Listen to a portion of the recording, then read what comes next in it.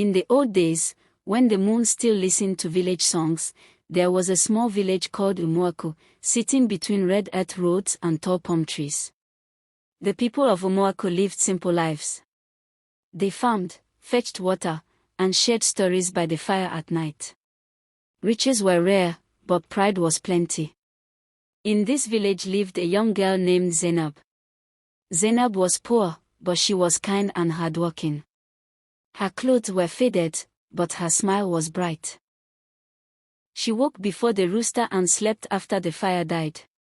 Everyone knew her as the girl who never complained. Zainab lived with her widowed stepmother, Mama Sadia. Mama Sadia was harsh and bitter. She believed poverty was shame. She believed beauty without money was useless. She often reminded Zainab that a poor girl had no choice in life. One dry season, hunger entered Umuaku like an uninvited guest. Crops failed. Markets were empty. Men traveled far to look for work. Women whispered worries into the night. During this time, a quiet young man lived at the edge of the village. His name was Kola.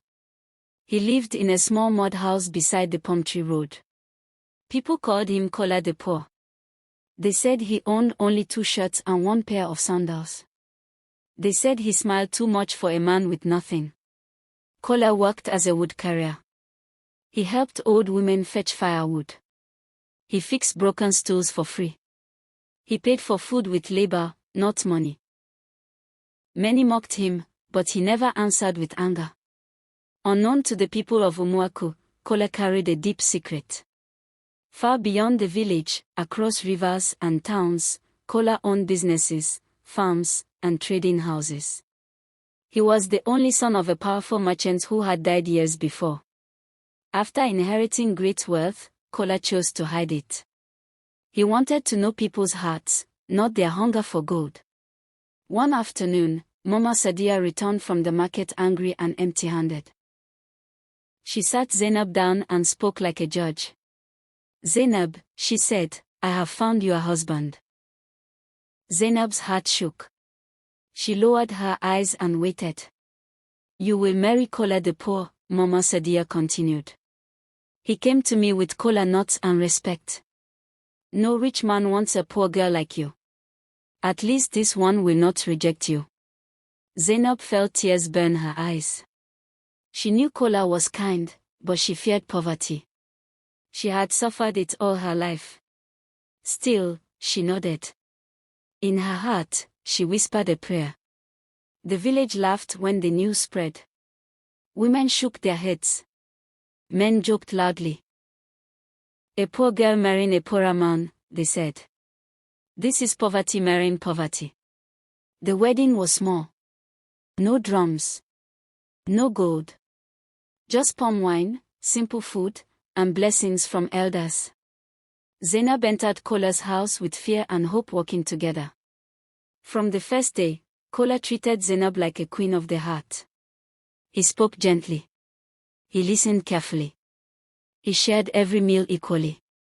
When there was little food, he gave her the bigger portion. Zainab noticed strange things. Sometimes travelers bowed slightly to Kola on the road.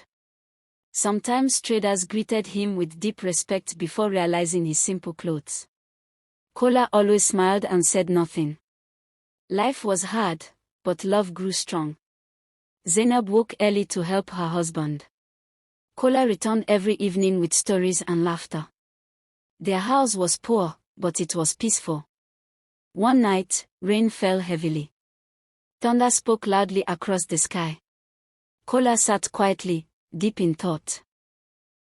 "Zainab," he said softly, "if wealth came to our door, would it change your heart?" Zainab looked at him with surprise. "My husband," she replied, "poverty has tested my heart, not broken it.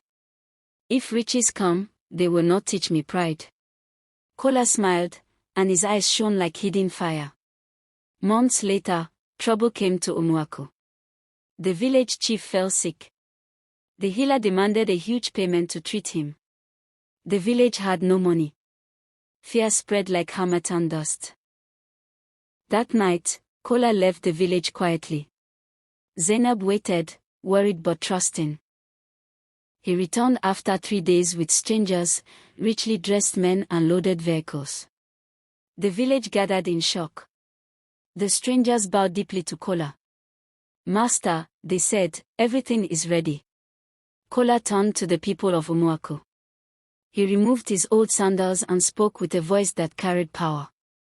"My people," he said, "I am Kola, son of Adewale the great trader.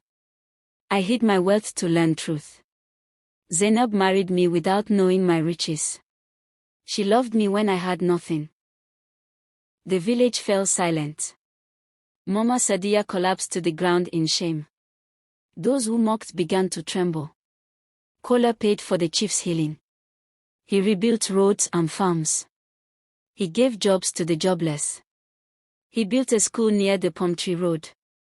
Zainab stood beside him, humble and calm. Wealth did not change her walk or her words. The people now bowed to her, but she greeted them kindly. Mama Sadiya came begging for forgiveness. Zainab lifted her up and said, "Let the past rest. Kindness is richer than anger." From that day, Umuaku changed. The people learned that true wealth hides in character.